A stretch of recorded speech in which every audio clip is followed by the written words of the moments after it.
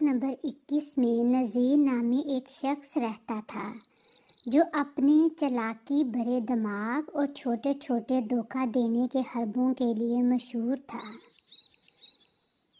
نذیر کے پاس زمین تو تھی مگر کام کرنے کا دل نہیں تھا۔ وہ ہمیشہ سوچتا تھا کہ کوئی ایسی ترکیب نکالی جائے جس سے بغیر محنت کے پیسہ کمایا جا سکے۔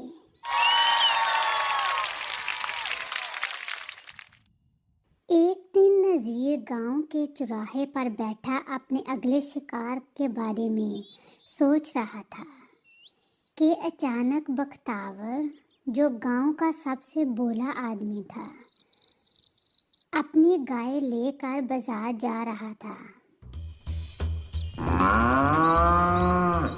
نذیر کے دماغ میں فوراً ایک ترکیب آئی۔ وہ بختیور کے پاس گیا اور کہنے لگا، بھائی بختیور، تمہاری گائے تو بڑی زبردست ہے، لگتا ہے اس سے روزانہ 10 کلو دودھ نکلتا ہوگا۔ بختیور نے فخر سے کہا، ہاں بھائی، یہ میری سب سے قیمتی گائے ہے۔ نذیر نے مسکرا کر کہا، ایسا کرو، یہ گائے مجھے بیچ دو، میں تمہیں دگنا قیمت دوں گا۔ بختیور حیران ہو کر بولا، دوگنا قیمت؟ لیکن کیوں؟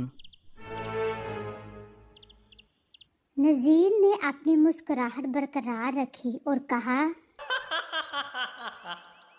دیکھو، میں نے خواب میں دیکھا ہے کہ یہ گائے میرے لیے خوش قسمتی لائے گی۔ بختیور تھوڑا سوچ میں پڑ گیا اور آخر کار لالچ میں آ کر گائے بیچنے پر راضی ہو گیا۔ نذیر نے گائے خرید لی اور اسے اپنے کھیت میں لے گیا۔ لیکن یہاں کہانی کا مزاحیہ موڑ آیا۔ گائے نہ دودھ دیتی تھی اور نہ ہی کوئی خاص فائدہ پہنچاتی تھی، بلکہ نذیر کی زمین پر پڑی گھاس تک کھانے لگی۔ نذیر کو احساس ہوا کہ اس نے غلطی کی ہے، لیکن وہ اپنی چالاکی سے باز نہیں آیا۔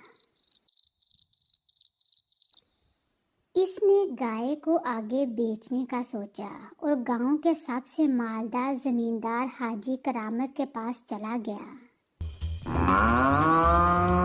نذیر نے حاجی صاحب سے کہا، حاجی صاحب، یہ گائے کوئی عام گائے نہیں ہے، یہ تو جادوئی گائے ہے۔ میں نے خود دیکھا ہے کہ رات کو یہ گائے چمکتی ہے اور جو اس کے قریب جاتا ہے اس کی قسمت بدل جاتی ہے۔ حاجی کرامت نے نذیر کی باتوں پر یقین کر لیا اور گائے خرید لی۔ لیکن جب وہ رات کو گائے کے قریب گیا تو گائے نے زور سے آواز نکالی اور حاجی صاحب کے کپڑے پھاڑ دیے۔ حاجی صاحب کو نذیر کی چالاکی کا اندازہ ہو گیا۔ اگلی صبح حاجی کرامت نے گاؤں کے سب لوگوں کو اکٹھا کیا اور نذیر کو بھی بلوایا۔ انہوں نے سب کے سامنے کہا، نذیر، تمہاری چالاکی اب زیادہ نہیں چلے گی۔ جو بھی مجھے دھوکہ دے کر فائدہ اٹھاتا ہے اس کا انجام تمہارے سامنے ہے۔ نذیر شرمندہ ہوا، لیکن گاؤں والوں نے اسے معاف کر دیا۔ اس دن کے بعد نذیر نے عہد کیا کہ وہ اب کوئی دھوکہ نہیں دے گا۔ وہ محنت سے کام کرنے لگا اور جلد ہی گاؤں کا ایک ایماندار شہری بن گیا۔ زندگی میں محنت اور ایمانداری ہی کامیابی کی کنجی ہے۔